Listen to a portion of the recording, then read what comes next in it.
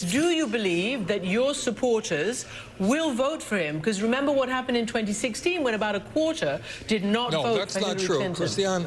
That is not true. It was not a quarter of our voters who did not vote for Hillary Clinton. That is a false number. So if my figure was wrong, there was nonetheless a significant Bernie or bust, number. But my question to you is this, that there are still, according to the polls, despite the lead that Biden holds right now, there are still young people who are less than excited and progressives in the minority communities. Are you confident now that they will do what you're saying, come to vote because of the gravity of this moment?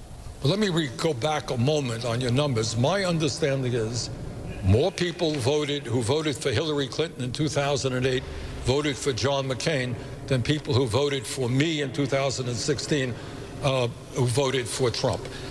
But to answer your question, I think what the Biden campaign does understand is that we did really, really well among young people, white and black and Latino, Native American, Asian American.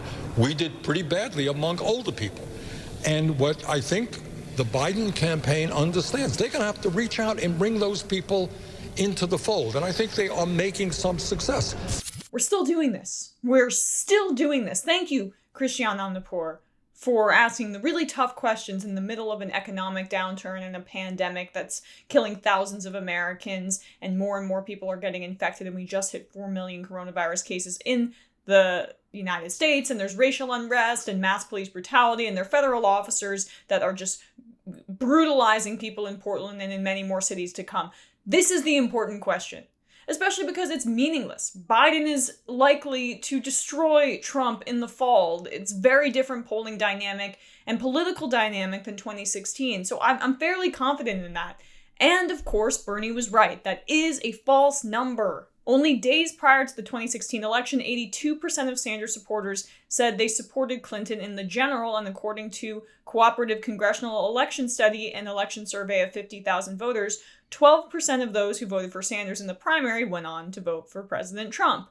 According to CNN exit polling from the 2008 general election, 15% of Clinton supporters voted for John McCain in the general election. Perhaps if Obama lost, she too would be blamed for the decisions of her supporters, despite her enthusiastic backing of Obama following a particularly nasty primary.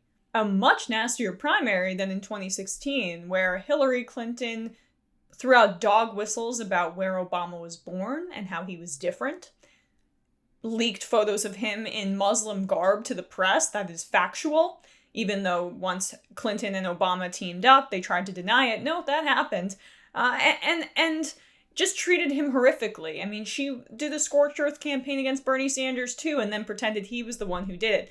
But listen to the second part of her framing in the question after I gave you guys the fact check. There are Bernie supporters who are less than excited about Biden, and that's on Bernie. Why? Why is that on Bernie Sanders? It's the entitlement of the establishment. It's always progressives' job to pick up the slack for the policy failings of the Democratic establishment candidates. The reason Bernie supporters are less than enthusiastic about Biden is because he's a centrist/conservative Democrat. I mean, he's a centrist person or moderate Republican, and definitely one of the most conservative Democrats that we've ever had as the presidential nominee in the context of their time. So it blows my mind. It's always on the other Bernie Sanders, the progressives, to make the case for their bad candidate.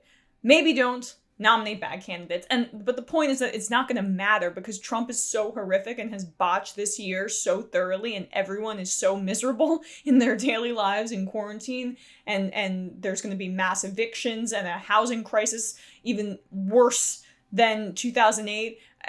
It's not going to matter, but don't worry. Christiane Amanpour is still setting the table to blame it on Bernie, even if there's a 2% chance that Biden loses in the fall.